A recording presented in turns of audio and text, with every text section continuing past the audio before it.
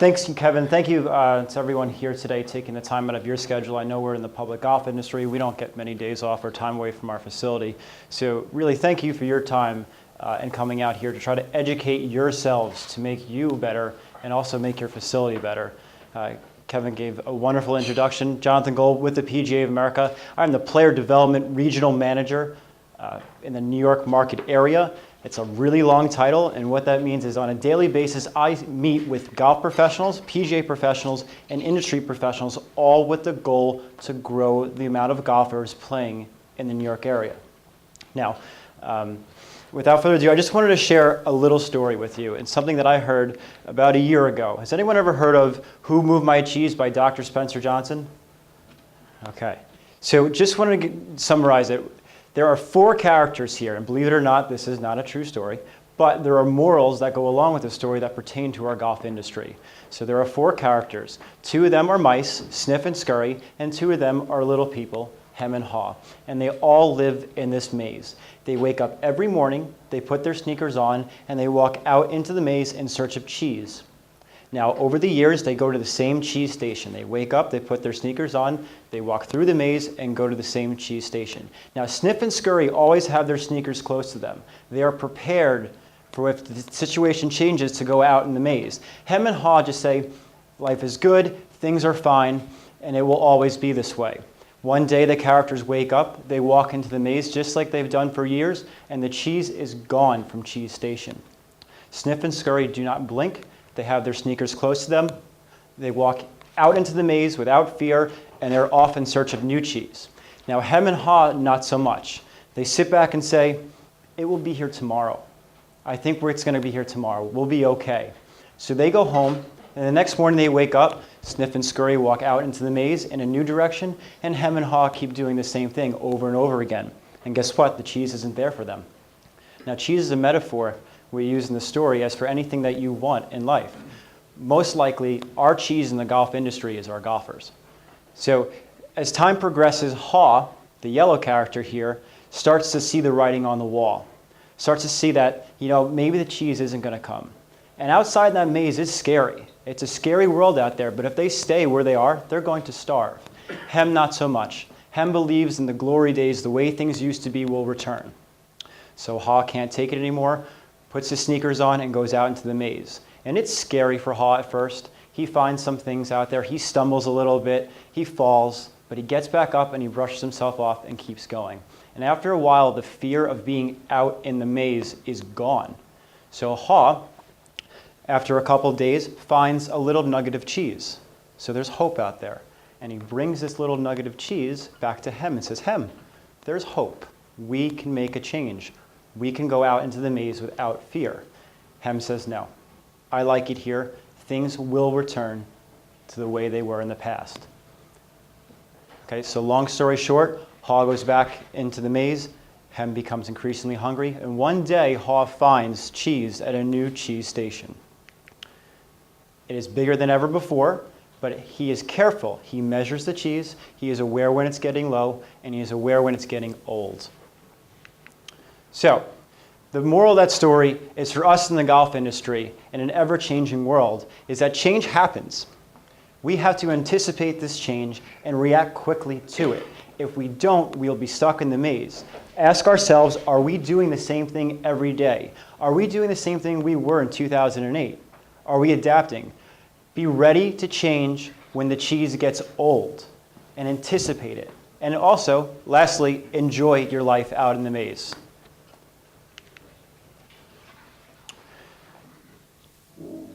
There was mentioned before in the previous presentation about Simon Sinek, and I'll mention that name again throughout this presentation, but this piggybacks nicely on that. About a year ago, I heard a talk on TED Talks by Simon Sinek that changed my life forever. And Jim spoke about it. It was the why, the how, and the what. And we were concerned, we were trying to figure out how consumers, how do consumers react? Why do they act the way we do? Because we were trying to understand them. And we couldn't figure it out. Then we came across this video. Why is it that certain corporations excel more than others? Why do they excel more in the same conditions? Why is it that great leaders like Dr. Martin Luther King can give a speech and 200,000 people can show up to that? Why is that? He certainly wasn't the only great speaker at the time. How did that happen? How did the Wright brothers create flight in spite of all odds? They didn't even have a college education. And there were plenty more people during the time that were better financed. So how did they do these things? How does Apple create a product where they're a computer company, but we will stand online for 6 hours to find a phone? Okay? So it has to do with the circle. And I'm going to draw it for us. So we have our inner circle. So in here we have why, we have how, and we have what. Everyone in this room knows what they do, right? We know what we do. Some of us know how we do it. Few of us know why we do what we do. Now, money is not why we do what we do. Money is a result, okay? So here's how most companies work. Let's take Dell, for example, and I'll show you how it works. The best companies, the best speakers, and the best leaders in this world work from the inside out. Everyone average works from the outside in. Let me explain. Here's how Dell works. We create nice computers. They are affordably priced. They are built by wonderful technicians with the greatest minds. Would you like to buy one? Here's how Apple works, from the inside out. We believe that everything we do challenges the status quo. We create beautifully designed products, and they will have an impact on your everyday lifestyle. Would you like to buy one? It's a little different, okay? So now,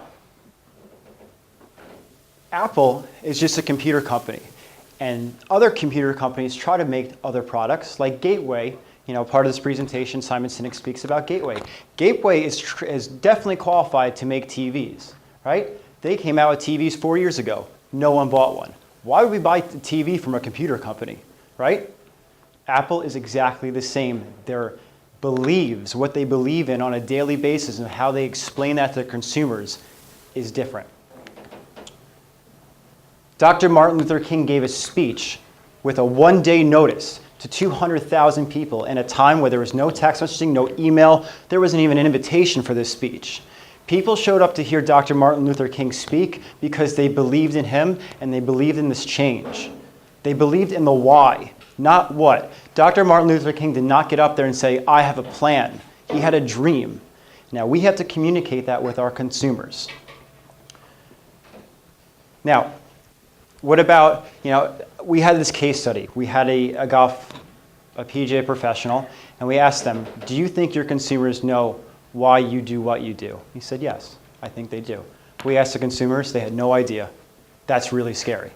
So we had them put a mission statement behind their golf shop counter and followed back in a month. 100% of their members knew exactly what the golf professional did on a daily basis and what was important to them. But why do you do what you do? And this may take some time, but this may be wrong, but I would believe that you take great pride in your work. You're very passionate about the turf grass industry. Okay? So do your consumers know that? Do the golfers know that? Right? Would it help you? Of course it would, because our superintendent cares. Does your employer know? Does your staff know? Now, this is an important quote. If you hire people just to fill a job, they will work for your money. But if you hire people that believe in what you believe, they'll work for you with blood, sweat, and tears. Anyone ever think of the first person they meet at the golf course on a daily basis? The starter, right? That's a very important person. Does that starter believe what you believe? Okay? It's very important.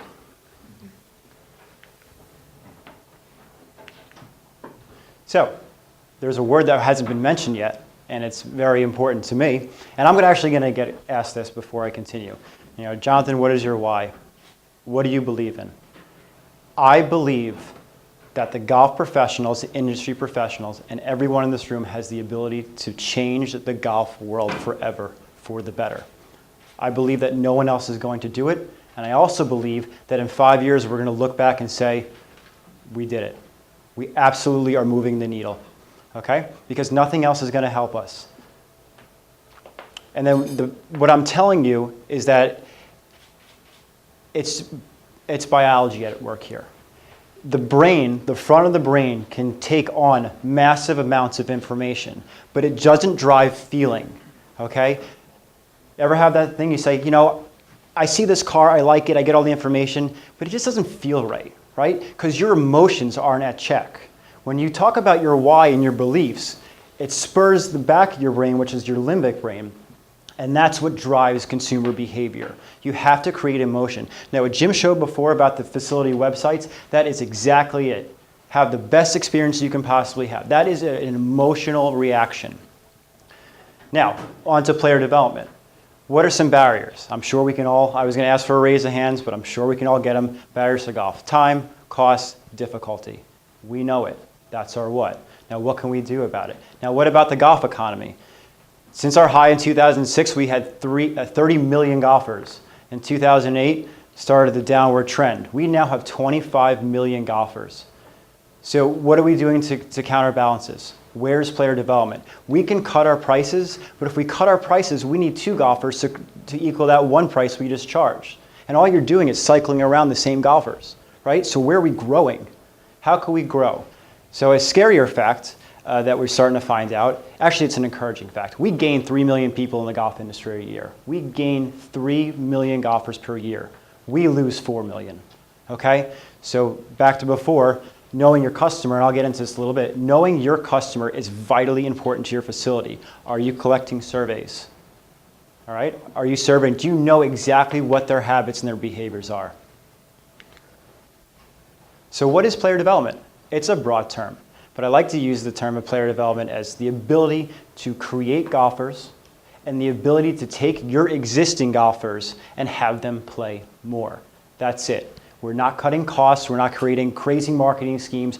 We're taking people that are right in our backyard and we're turning them into golfers. We're taking people that are at our facility walking through Bethpage on a semi-overcast day and we're having them play more and more. That's the idea of player development. Now, what does it mean to your facility, right? It means a healthy facility. It is incremental revenue that I will get to in a little bit here. Now, I talked a little bit about exposing golfers. And so how we first did it when I came 3 years ago and how most golf courses operate, we do a great job of exposing people to the game of golf. We go in schools, we go to Mets games, which are local here. We go out in the community, we put golf clubs in golfers' hands, or people's hands. That's great. But where we fall short is here's our Get Golf Ready. We're all familiar with it. Where we fall short is we have nothing in between this whole consumer life cycle. Right here is our individual lessons.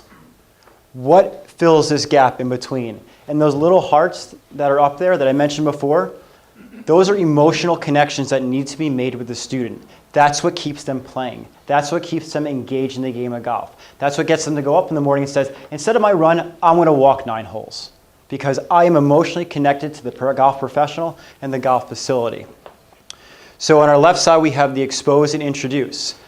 That's where Get Golf Ready falls. Now in the middle of retain and teach, what do we have in store at our facility? Do we have the next level? What happens when our consumers and our golfers finish that 5-week program? Do we just let them go and say, okay, it's okay to go play golf now, you're ready?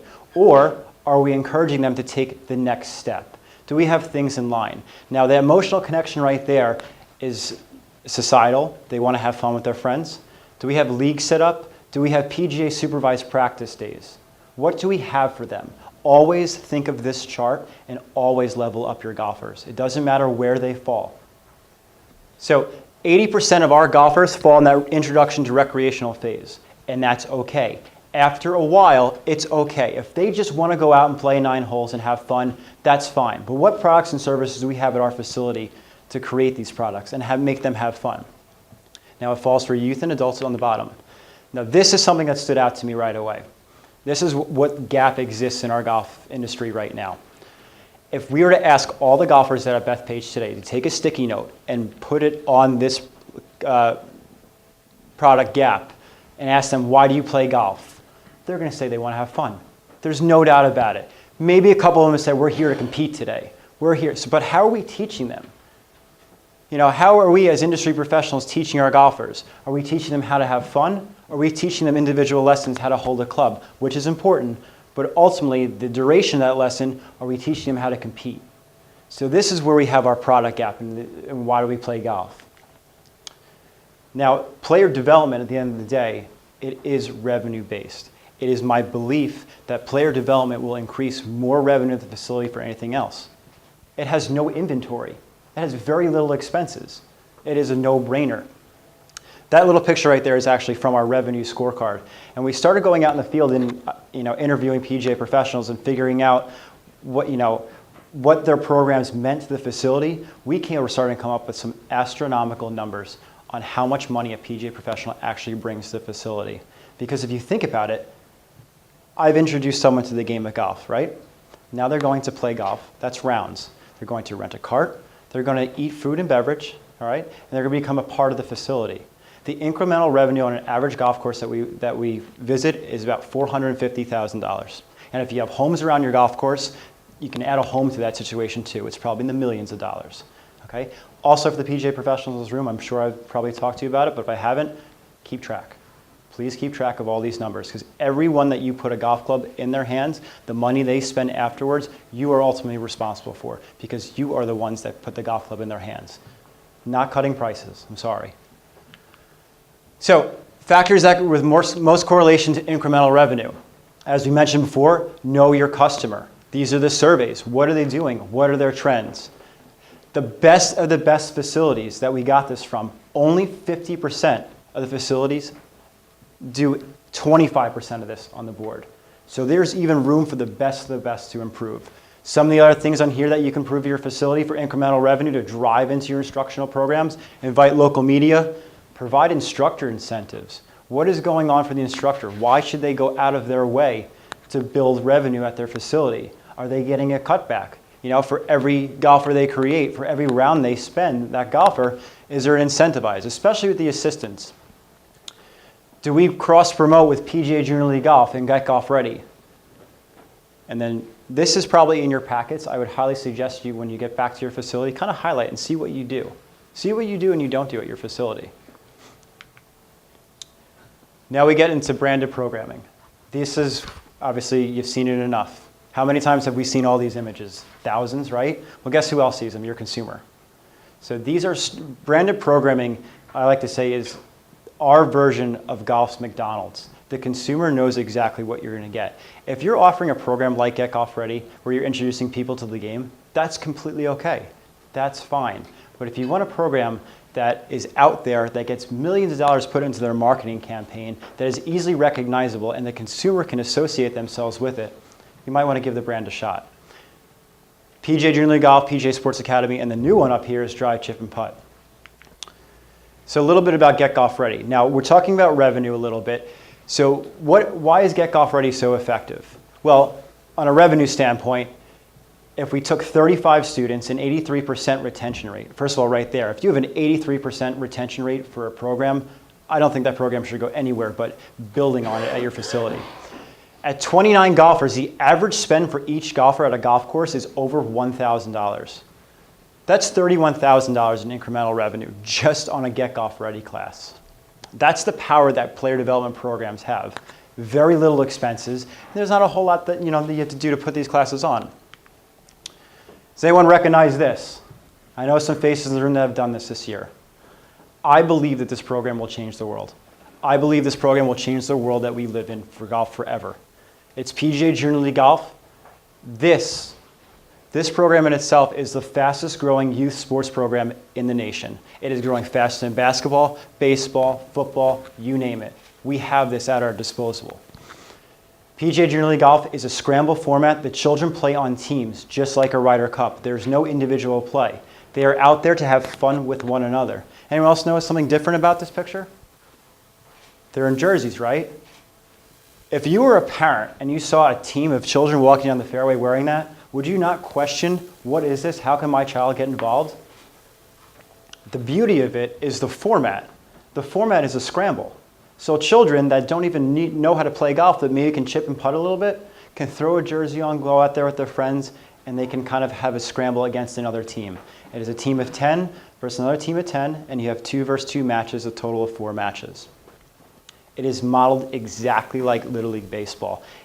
Our first year, we had 70 facilities nationally. 2 years later in the country, we have 1,500 facilities host a team. In this section, we went from 4 facilities to 37. If we didn't have over 100 facilities next year, I'd be shocked. Shocked. The programming around this is fantastic. Now, it's not just matches. If you're creative, why not schedule your junior programming around it? Why not have Tuesday, Thursday practices and have the leagues on Saturday? It is infinite potential. And if you think about Little League with this program, it's scary how fast this can grow, right? If we have parents and coaches involved with it, we can just market it like Little League. There's nothing that stops us from going to Nassau County and saying, hey, can we promote this just like our soccer programs? You know, that's hundreds of thousands, not millions of people introduced to what? A brand, all right? That branded logo. This is actually one of the girls from Princeton Golf Academy. They name their teams. You know, it's also a social function of the facility. What do we see there? Parents are involved. Typically, we think that's taboo. But with strict rules for the parents only, it kind of helps them coach and cheer on their children. This is just one of the matches in Princeton Golf Academy, all right? Shaking hands, having fun, and how recognizable is that? I call it purple cow marketing. It takes care of itself out in the golf course. There's very limited things that you have to do, but if you want to be aggressive with it, there's infinite potential. I believe so strongly in this program. You're going to see in 3 to 4 years, it's going to be everywhere. Now, we talk about how to grow. What are some barriers that we have? Are we creating a welcoming environment? Think of ourselves when we first started the game, right?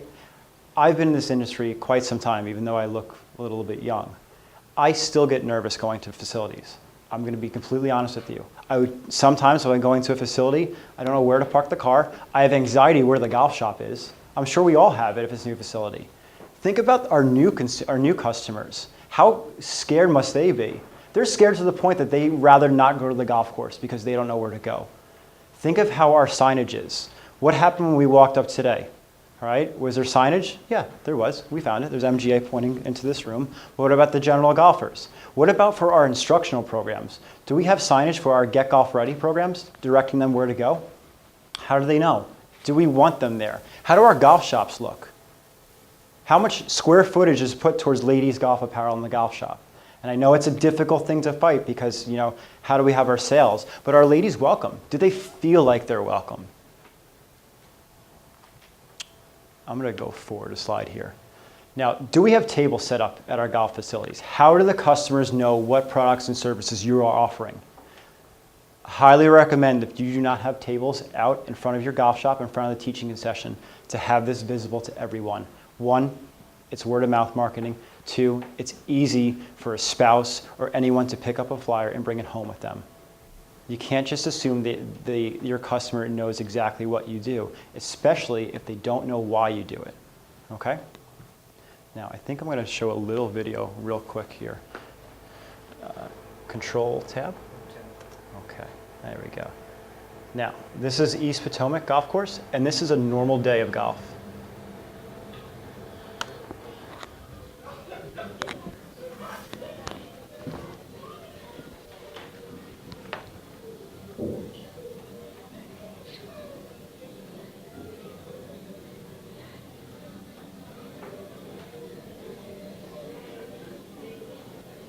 Notice the signage. Notice the ladies.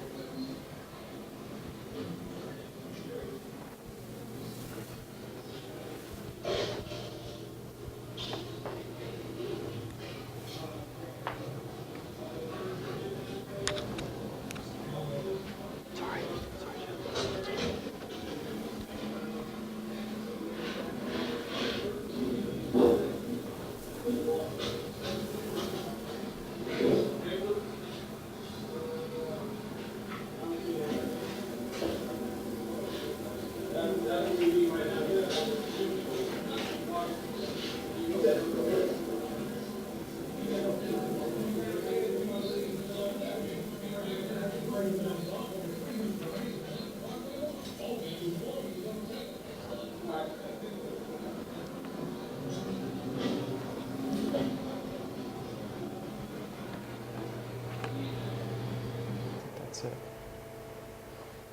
Now, is this something that we can easily do at our golf courses? Yeah. How many things could we have taken away from that right there, right? They had Welcome to Golf Month. They had the whole calendar laid out for the year in frames on the wall. They had adequate programming everywhere. And that was just wasn't by the golf shop. There was a ticket counter right there for the purchase of the greens fees. They had leagues. And if you were a lady, would you feel welcome to that facility? That's fine. Yeah, okay. Or do our facilities look like that? Maybe, maybe not. Okay. Corporate outreach is huge. There are customers in our backyard, and we have the ability to take advantage of them. Now, public golf courses, we do outings, right? We do outings with corporations. We give outings to people who work for corporations. Now, here's a simple idea. The outing is out in the golf course. What about all those thousands of people at that corporation, if it's a big one, that are stuck back home not playing golf because they don't know how? How are we marketing that outing to them? Are we just saying, oh, just stay at home? For the GMs in the room and the golf professionals in the room, you have an opportunity here to market to those people that just stay home, and then when the outing comes in, they find their bosses, they find their company for the banquet afterwards. Have a Get Golf Ready outing in that 5-hour span that they are on the golf course. Get them ready for next year's outing. Promote to them that spend 4.5 hours with your boss. We can get you golf ready while your boss is out there this year, and then next year you can join them. What about the week before the outing, right? Can we utilize that time to market to them that we can get you ready for your outing next week? Because most people that play in outings, we know it. They play one round tune-up the day before the outing and go off the next day. There's infinite potential for corporate outreach. And just like HAW, we have to go out into the maze to get it. Things have changed for us right now. The economy may or may not have come back. All I know is in 2008, the Dow Jones was at 900. Right now it's at 1,700. Okay? 17,000. Thank you. Yeah. If you want to invest from me, you can. So with that being said, unlike in years past, our golf customers and consumers used to come to us. We would open the door and they would still come in. Now, some that still might happen at, okay, because you're in a great demographic area. Others, it is not. Others, you're going to have to go out into the maze, and they're there. 90 million people said that they have played golf at one time or another, and for whatever reason have not returned. Mostly because they cannot connect with the why. All right? If you're going to tell me that someone's going to spend $800 on a cell phone but can't pay $45 for golf, they're just not buying into why we do something. Okay? That's it. Now, corporate outreach is as easy as taking who you have at your facility, asking who's your health and wellness director, who is your director of employee benefits, reaching out to them and showing them your programming, your 5-lesson programming. It's just that easy. And guess what? Most of them have a $500 budget for health and wellness throughout the year. So take advantage of it. Align yourself with corporations. And then lastly, my favorite, think outside the box. We have to innovate.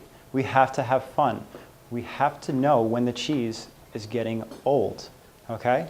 I'm sure we all do a lot of fun things out there. And just like HAW, we're going to fall down. We're going to fall down, but we have to pick ourselves up, dust ourselves off, and we have to enjoy being out in the maze, okay? It's not so bad out there. I've been out there. And then after a while, you're going to see there's endless opportunity. We are gifted with the best game in the world, okay? Now, a couple things that I've found, one is golf courses now are starting to utilize their golf course in another way. I promise you I'm not talking about foot golf. I won't even go there because I don't know enough about it, honestly. So whether my opinions on it matter, they don't. I just don't know enough about foot golf to weigh an opinion on it. But what stops the facility from having a 5K walk on it? There's nothing. There may be some liability issues, but having a charity walk on your golf course in the back 9 at 8 a.m. so you have thousands of people see what exactly a golf course is a no-brainer. Yes, the superintendents are probably grimacing in the room, but if we have paths that we can utilize, that's fine. At the end of the day, we need golfers. It is our revenue source. It is our stream. Golfers, in the end, The more golfers we have, the better life we have in the future. That's it. That's it. We can be like Haw and Hem and say, I like things the way they were, or we can go out in that maze and find more cheese than we've ever found before. So if these golfers walking this 5K just for an outreach, just to see the golf course, what happens? We can market to them. We can just load them right into our programs. It's just that easy.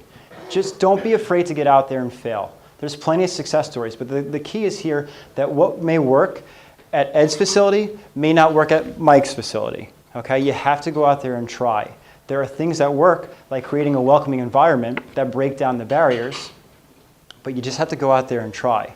Now, one tip for your instructional programs and why Get Golf Ready, for the record, is 83% successful, is it because it breaks down the fear. It puts golfers on the golf course. It shows them etiquette. And the most successful Get Golf Ready classes don't even teach golf at first. They teach them where to park their car, how to change their shoes, how to purchase range balls, where the practice green is, introduce them to the staff, go to food and beverage, and they take them on the golf course. Believe it or not, most of them have never driven a golf cart in their life before, and they're pretty scared.